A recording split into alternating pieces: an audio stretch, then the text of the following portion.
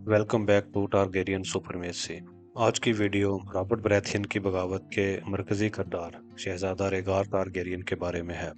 रेगार Targaryen, जो कि अपने बाप के पागलपन की वजह से पूरी ममलकत की आंखों का तारा बन चुका होता है और तख्त संभालने से कुछ ही कदम की दूरी पर होता है, लेकिन फिर क्यों और कैसे हालात ऐसे बन जाते हैं कि 4 सूबे खुली बगावत में आ जाते हैं।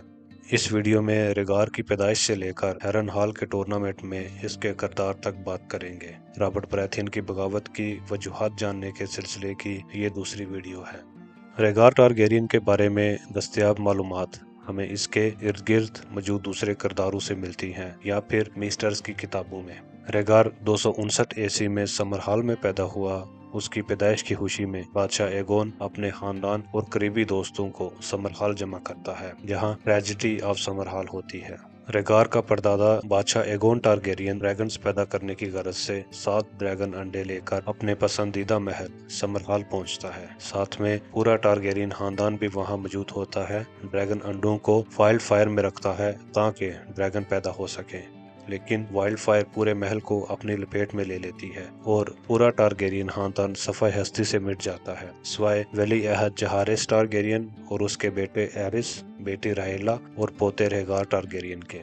एगोन की मौत के बाद जहारिस बादशाह बन जाता है, जिसका दौर 9 पेनी किंग्स की जंग के लिए मशहूर है।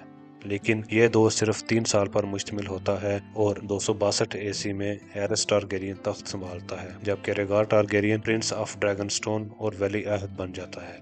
एरिस टारगेरियन और राहिला टारगेरियन दोनों बहन भाई होते हैं और उनके बाप जहारिस को गोस्ट ऑफ हाई हार्ट पेशनगोई करती है कि उसकी नस्ल में से ही वो शहजादा पैदा होगा जिसका वादा किया गया है, यानी the Prince who was promised. इसीलिए वो अपने बेटे और बेटी की आपस में शादी करवाता है और जहारिस की मौत के बाद इस पेशनगोई को रेगार आगे बढ़ाता है। वो मिस्टर एमन के साथ भी राब्ते में होता है, जो कि रेगार के परदादा एगोन का बड़ा भाई है और अजोरा हाई दोबारा पैदा होगा वाली पेशनगोई पर यकीन रखता था। बचपन में रेगार किताबी कीड़ा होता है और उसका वाहिद मशगला किताबें पढ़ना था। वो तलवारबाजी या घुड़सवारी में कोई दिलचस्पी नहीं लेता था। रेगार के इस तरह किताबों में गुम रहने की वजह से ही एरिस की बेचैनी बढ़ती जाती है और जब मलका रहीला का कई बार मिसकैरेज होता है या पैदा होने वाले बच्चे 1 साल से ज्यादा जिंदा नहीं रह पाते, तो एरिस पागलपन और शक्कीपन की तरफ बढ़ने लगता है और एक दिन स्मॉल कौंसिल को बताता है कि मलका रहीला उसके साथ वफादार नहीं है और जो भी बच्चे पैदा हुए या जो पैदा नहीं हो सके वो उसके नहीं है, और इससे भी बढ़कर शहजादा रेगार की पैदाइश पर भी सवाल उठाता है। लेकिन रेगार इन तमाम मामलात से बेनियाज होकर अपनी किताबी दुनिया में खोया रहता है और सर बैरिस्टर सलमी के मुताबिक वो बचपन में बच्चों के खेल कूद में कोई हिस्सा नहीं लेता था। इसका कोई दोस्त भी नहीं था और उसकी जिंदगी शायद ऐसे ही किताबों में गुजर जाती। लेकिन एक दिन किताबों में अजोरा हाई पेशनगोई के बारे में पढ़ता है और किताबें एक तरफ करके तलवारबाजी सीखने लगता है और वक्त के साथ साथ माहिर तलवारबाज बनता है। रेगार की पसंदीदा जगह समरहाल थी। समरहाल अब खंडर बन चुका था, लेकिन फिर भी रेगार वहां अकेला जाता बगैर किसी गार्ड के और घंटों वहां बैठा रहता। जब वापस आता तो कोई नया दुखी गाना सुनाता और हार पक जाता। सर बैरिस्टर सलमी के मुताबिक रेगार का सबसे पहला दोस्त सर आर्थर डेन था। सर आर्थर डेन की ठीक उम्र का हमें पता नहीं है।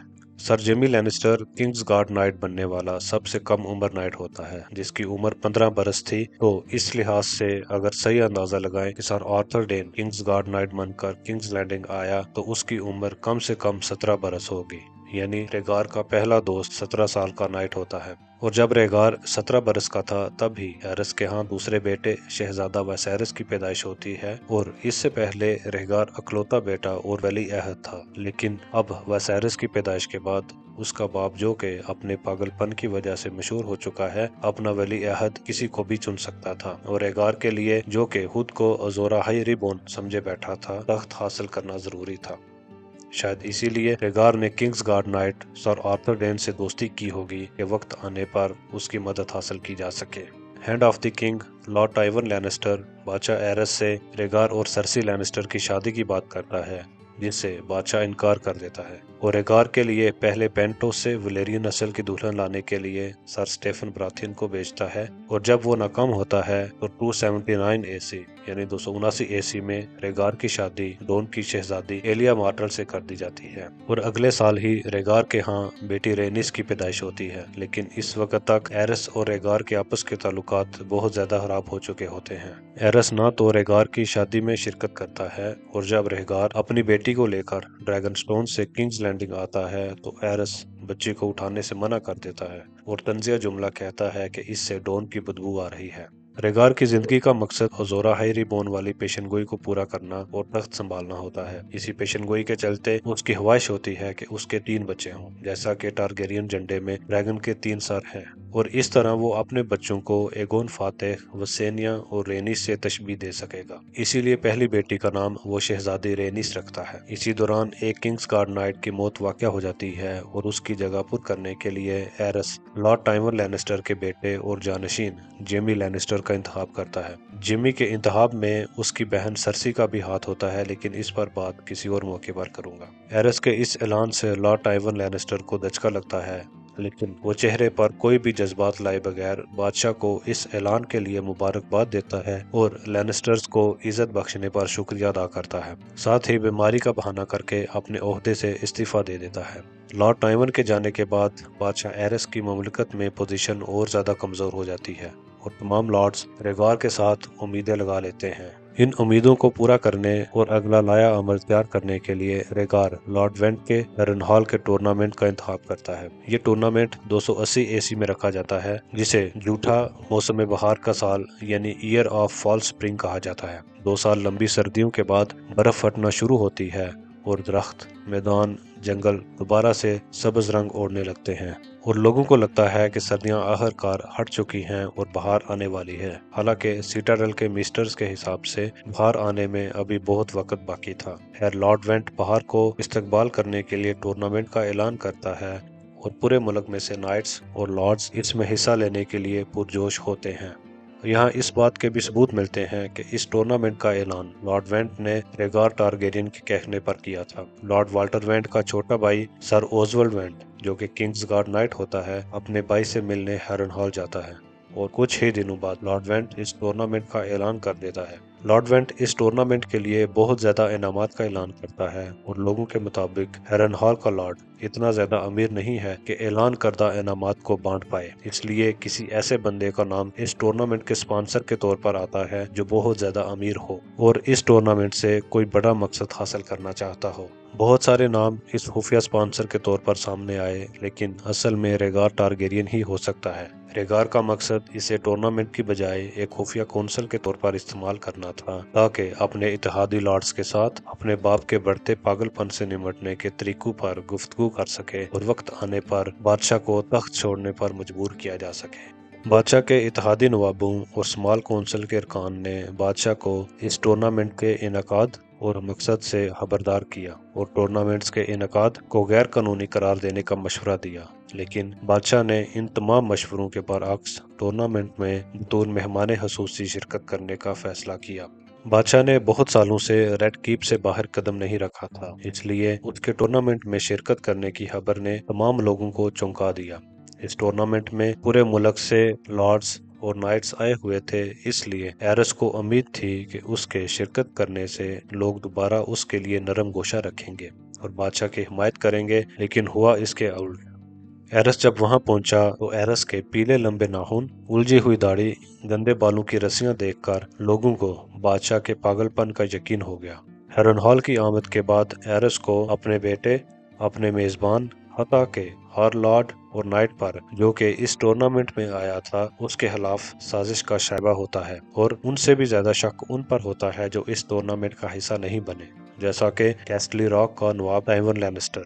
टूर्नामेंट के आगाज में ही एरस टारगेरियन जेमी लैनिस्टर को किंग्स गार्ड नाइट बनाता है और मगरबी जमीनों से आए हुए लॉर्ड्स और नाइट्स खुशी में नारे लगाते हैं। बादशाह को एहसास होता है कि उसने अपने दोस्त को नीचा दिखाने के लिए जेमी को किंग्स गार्ड बना तो दिया, लेकिन अब उसका बेटा दिन रात तलवार पकड़कर उसके साथ होगा और ये बात उसे परेशान किए रखती है और वो जेमी लैनिस्टर को हुक्म देता है कि वो किंग्स लैंडिंग जाए اور ملکہ اور شہزادے وسیرس کا پہرا دے۔ کئی دن تک یہ ٹورنامنٹ چلتا ہے اور کئی لارڈز اور نائٹ نیزے بازی کے کرتب دکھاتے ہیں، لیکن دو واقعات ایسے ہوتے ہیں کہ جن کا ذکر یہاں ضروری ہے۔ پہلے واقعے میں ایک پر اسرار نائٹ اپنا نام کھیلوں میں درج کرواتا ہے اور مقابلے میں 3 نائٹس کو ان کے گھوڑوں سے گرا دیتا ہے۔ ایرس سمجھتا ہے کہ یہ جیمی لینسٹر ہے جو اس کی حکم عدولی کر کے ٹورنامنٹ میں حصہ لے رہا ہے، اور اپنے نائٹس کو اگلے دن اس کے مقابلے میں جانے کا کہتا ہے تاکہ اس پر اسرار نائٹ کو ہرا کر اس کا چہرہ دیکھا جا سکے، لیکن وہ نائٹ اگلے دن کھیلوں میں آتا ہی نہیں، جس سے ایرس اور زیادہ مشکوک ہو جاتا ہے کہ کسی نے اس کی مخبری کر دی ہے۔ دوسرا واقعہ ریگار ٹارگیرین کا کھیلوں میں اپنا نام درج کروانا ہوتا ہے۔ ابتدا میں ریگار کا ایسا کوئی ارادہ نہیں تھا، اور ایرس کے قریبی لارڈ اسے ریگار کی چال بتاتے ہیں تاکہ وہ جیت کر عام لوگوں کا اعتماد حاصل کر سکے۔ ریگار مختلف مقابلوں میں حصہ لیتا ہے اور آخر میں سر بیرسٹن سلمی کو گھوڑے سے گرا کر ٹورنامنٹ کا چیمپئن بن جاتا ہے، اور اپنے نیزے کی نوک سے نیلے گلاب کی بنی مالا ونٹرفیل کے نواب ریکرڈ سٹار کی بیٹی لیانا سٹار کی گود میں پھینک کر اسے محبت اور خوبصورتی کی ملکہ کا خطاب دیتا ہے۔ حالانکہ ریگار کی بیوی شہزادی ایلیا مارٹل بھی وہی ہوتی ہے، ریگار کا یہ قدم رابرٹ براتھین اور برینڈن سٹار کو اکساتا ہے۔ یہ ٹورنامنٹ جس مقصد کے لیے منعقد کروایا گیا تھا، اس کا نتیجہ بالکل اس کے الٹ نکلتا ہے۔ اس ٹورنامنٹ سے ریگار کا مقصد لارڈز کو اپنے گرد اکٹھا کرنا تھا تاکہ وہ وقت آنے پر بادشاہ کو معزول کر کے خود تخت سنبھال سکے، لیکن اس کی اس حرکت سے شمال کے سٹارک، سٹورم لینڈز کے براتھین، دون کے مارٹل ریگار کے خلاف ہو جاتے ہیں۔ لیکن قصہ یہی ختم نہیں ہوتا، بلکہ ریگار ایک ایسی حرکت کرتا ہے کہ بغاوت کی چنگاری شعلہ بن جاتی ہے، جس پر مزید تیل ایرس ٹارگیرین چھڑکتا ہے۔ جب یہ ٹورنامنٹ اختتام کو پہنچتا ہے اور تمام لوگ اپنے اپنے گھروں کی طرف چلتے ہیں، جس بہار کی آمد کے لیے یہ ٹورنامنٹ منعقد کیا گیا تھا وہ صرف 2 مہینے ہی رہتی ہے، اور سال کے آخر تک سردیاں واپس لوٹ آتی ہیں۔ کنگز لینڈنگ تک بھاری برف باری ہوتی ہے اور دریا بلیک واٹر جم جاتا ہے۔ ریگار ڈریگن سٹون پہنچتا ہے جہاں اس کے بیٹے ایگون کی پیدائش ہوتی ہے، اور ریگار بیٹے کو ہاتھوں میں اٹھا کر کہتا ہے کہ اس میں حضور ہائی کی تمام نشانیاں موجود ہیں، کیونکہ اسی وقت آسمان پر ایک سرخ ستارہ نمودار ہوتا ہے، لیکن اس کے باوجود ریگار کو تیسرا بچہ یعنی ڈریگن کا تیسرا سر چاہیے ہوتا ہے، اور شہزادی ایلیا مارٹل بچے کی پیدائش سے اتنی کمزور ہو چکی ہوتی ہے کہ مسٹرز کو اس کی جان جانے کا خطرہ ہوتا ہے، اور وہ ریگار کو بتاتے ہیں کہ شہزادی ایک اور بچہ پیدا کرنے کے قابل نہیں ہوگی۔ شاید یہی چیز ریگار کو اسے اگلا قدم اٹھانے پر مجبور کرتی ہے، اور وہ اپنی بیمار بیوی اور بچے کو ڈریگن سٹون چھوڑ کر دریائے زمینوں کی طرف نکل پڑتا ہے، جہاں ونٹرفیل کے جانشین برینڈن سٹارک اور ریورن کے لارڈ پوسٹر ٹلی کی بیٹی کیٹلین ٹلی کی شادی کی تیاریاں چل رہی ہوتی ہیں۔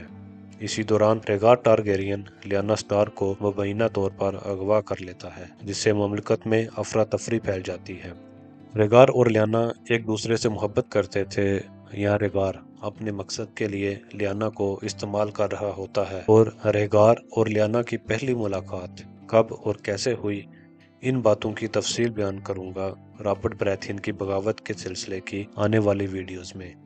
اس کے علاوہ اس بغاوت کے مزید کرداروں اور ان کی زندگیوں کے مختلف پہلوؤں پر بھی روشنی ڈالیں گے۔ ہمارے ساتھ رہیے گا۔ شکریہ۔